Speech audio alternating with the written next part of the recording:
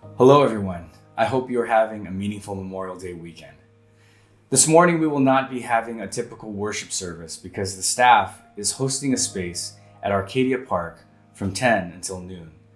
We recognize the loss that our congregation has endured intensely in the past month, but also the loss that we've generally experienced over the past year. We also acknowledge that this is Memorial Day weekend, and some of us might be grieving the loss of a fallen loved one from our armed forces.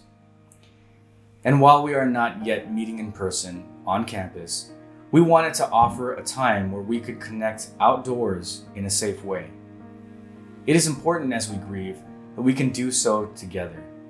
And at the time of me filming this, there are still actually a few more spaces available to register. We are following LA County's yellow tier guidelines that limit our gathering to the first 100 registrants. So you can find a link to register on our website, and if the sign up is still open, we invite you to register and join us before noon. But if you cannot make it, or you just don't feel comfortable gathering in a larger group right now, that's okay. However, I do encourage you to connect with someone on this morning. I'm reminded of the account Luke gives us in the book of Acts. After the death and resurrection of Jesus, the apostles returned to Jerusalem. The women, the men, Mary, the mother of Jesus, his brothers, and the text says that they all joined together, constantly in prayer. And you get this sense from the text that in this time of grieving, of waiting, of trying to recalibrate to this new reality that they were in, that it was important to connect with other people who just understood them.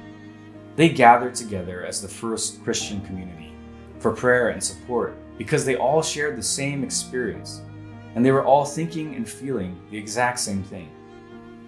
When big transitions in life happen, especially tragic ones, I think it's important to gather with those who understand. That's why we're gathering at the park today. And that's why I'm encouraging all of us to connect with someone today. Call or FaceTime someone, maybe someone else in the church, or even a loved one who you know will just be an understanding voice for you. It's important to maintain a sense of connection, especially right now.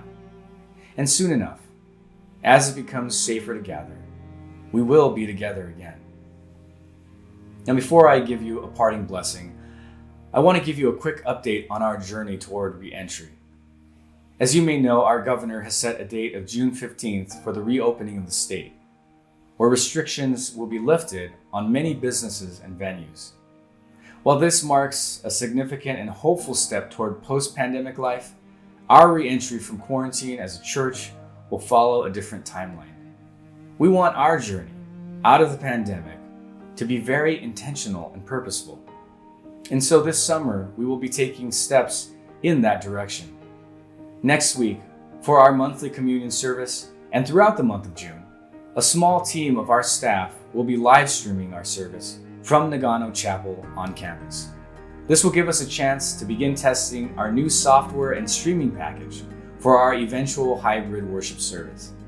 So if there are a few technical difficulties in the next few weeks, you'll have to forgive us. This means the live stream will not be on the Zoom video conferencing platform, and you will not be able to see the rest of the congregation during our communion time. Our new live stream will be available directly from our website at ebcla.org/live, and a reminder link will be sent in our weekly emails.